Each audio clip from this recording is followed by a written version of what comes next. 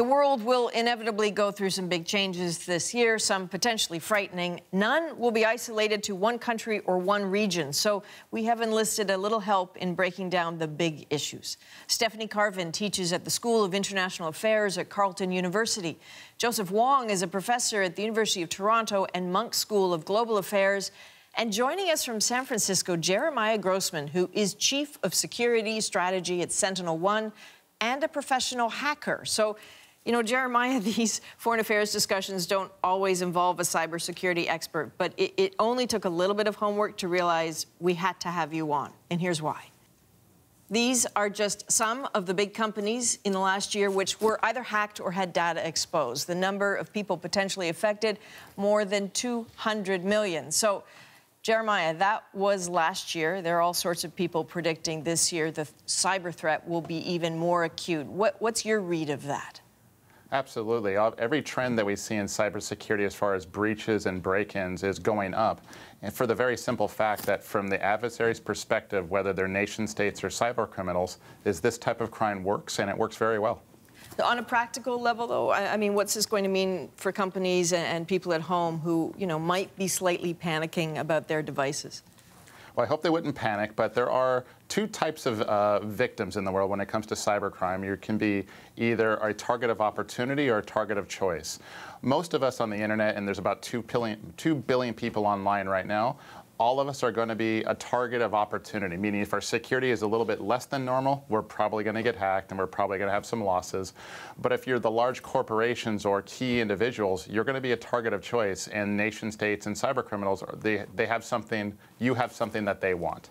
Okay, so Stephanie, I mean, I think the obvious question for Canada is what's your sense of how ready this country is? I think there's consensus that Canada is probably not ready. And, you know, we've seen the government already try to take steps to improve information sharing. And, you know, in the last 2 years, they've conducted a review and a consultation on where the cyber policy should go. But the fact is our cyber policy was brought out in 2010. It's pretty outdated. So in 2018, what we're going to be seeing is the Liberal government has put forward new national security legislation that will actually allow it to defend designated critical infrastructure.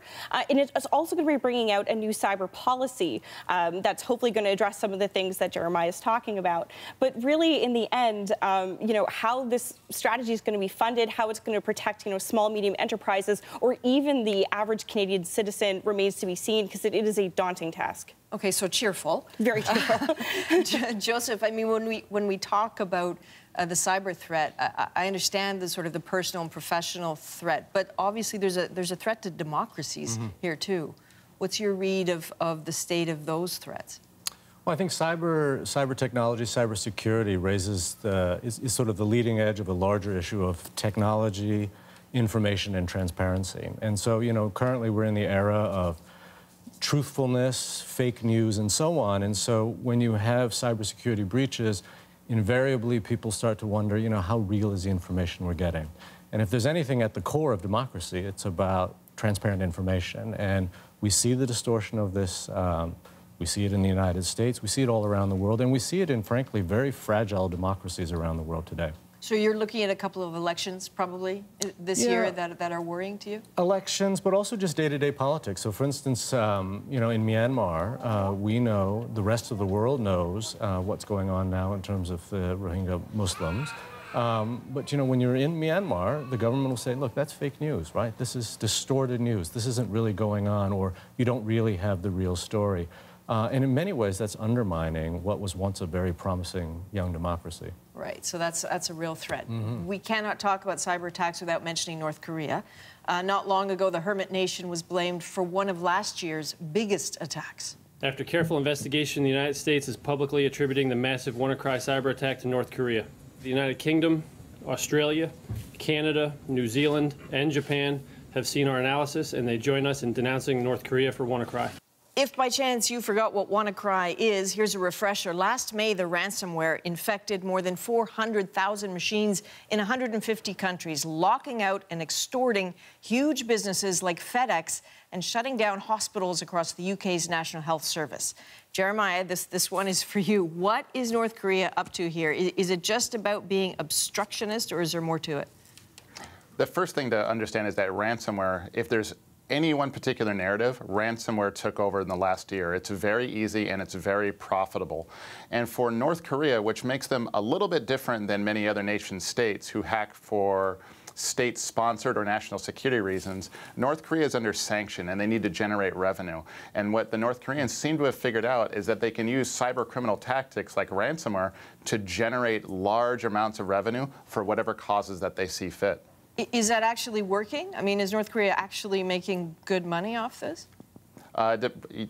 It all depends on what good money is. Are they making millions? Absolutely. Are they making billions? It's hard to say, but somewhere in between there. The one thing that we can say for certain is that they're not going to stop, and others are going to continue following suit because it works. Okay, I guess when we think about the threat from North Korea, it's probably not the cyber threat, it's the nuclear one. So 2018, Joseph, what are we looking at there? Well, the North Koreans are not going to be slowing down in any way their nuclear development. You know, the thing is, when you're playing the nuclear game, the key is deterrence, right? And in order to have deterrence, you need credible players. And I think in many ways, Kim Jong-un in North Korea doesn't present itself as a credible player. The challenge, however, is that the other player in the game, which is the United States, is increasingly portraying itself as well as not being a particularly credible player. So this is, you know, this is a very dangerous game, and this is why you see experts, prognosticators, you know, predicting anywhere between 30% and 70% chance that this may escalate into some conflict. And Stephanie, I mean, we talked about deterrence, but I guess when you're talking about a threat like this, it's either you contain it, you negotiate your way out of it, or you attack. What's your sense of which one of those are we talking about the most this year? I think we're going to be looking at all three, if only because there seems to actually be a division, even within the United States, as to which action they should be taking.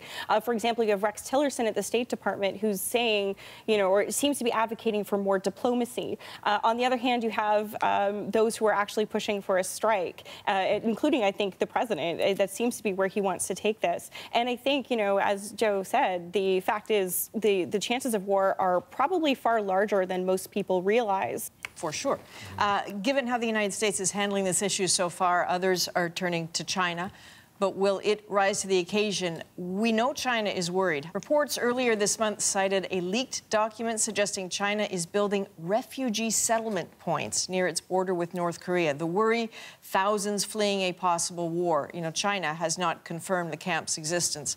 Joe, what is China actually expecting? And is it your sense that second question, really. Is it your sense that this is the year that China picks up, possibly from where the United States may leave off in terms of foreign aid and foreign involvement?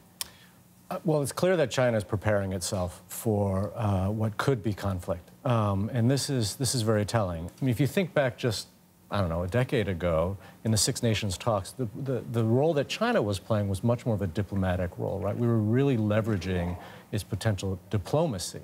Now what we're thinking about is actually China's on-the-ground role in terms of any sort of military action.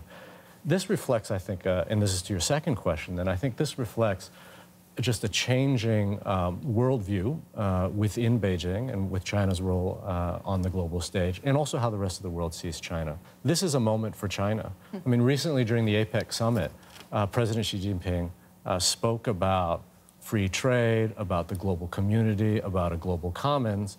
The president, on the other hand, you know, spoke about how the world, you know, free trade is important, but, you know, there are some countries that are cheating it and so on. So, you know, from the rest of the world's point of view, China is actually standing up now as a global leader, whereas the United States seems to be retreating from that kind of historical role, at least in the post-war era. Okay, so we're almost wrapping up here. If I can just note, we've gone through 10 minutes and have not said Donald Trump's name once. Just, okay, once. I just did. But right. Now, if we can, let's turn to a bit of a lightning round. Yeah. The left field story that has really got you a bit obsessed. I'm going to jump in and go first here. For me, it's that at the end of 2017, China stopped taking the world's recycling. Right. And that's a big deal. 80% of Halifax's recycling goes to China. Did go to China. 60% of the province of Quebec's recycling. So for me, I'm watching this one because this is going to force a lot of countries in the developed world to decide what to do with their waste, either find a new buyer for it or maybe a new way of coping with it. I kind of think that that's a decision far away that's going to hit here at home. But Jeremiah, can I toss this lightning round to you? Sure. The one story that I've been looking at is that I spend most of my time in cybersecurity and specifically cybercrime. Over the last 2 years, as we've talked about, ransomware has been taking over, and the way that works is that the extortion is paid in the cryptocurrency called Bitcoin. And there was a very particular ransomware family about 2 years ago that was making between $100,000 and $300,000 per day for 100 days in Bitcoins. That was at a time where Bitcoin was worth under $1,000 per Bitcoin. Today, now those Bitcoin wallets are now worth, rather than hundreds of thousands or hundreds of millions, now they're worth billions. My question is, what happens when cyber criminals have access to billions of dollars in capital to further their campaigns? Oh, okay, fair enough. Joseph. So I was recently at a conference in Japan, and the World Bank announced something I thought was really interesting. One of the things that they're keen on doing actually is tying together countries' credit ratings with the amount they're investing in health and education. In other words, your credit worthiness is going to be based on your government's commitment to raising the lives and increasing the prosperity of those who are poor. That could fundamentally change how we do global development. Okay, very quickly, Stephanie. What's yours? To end on a slightly negative note, I would say Russia is going to be a continuing story in 2018. How are they going to continue to interfere in the elections in the United States in 2018? But also Canada has taken steps which have certainly angered Vladimir Putin in terms of signing the Magnitsky Act, which put sanctions on his friends, and also now selling lethal arms to Ukraine. So will there be retaliation from Russia in some kind of creative way? Wow, you're all so optimistic. Thank you very much. Joseph Wong, Stephanie Carvin, Jeremiah Grossman, thank you.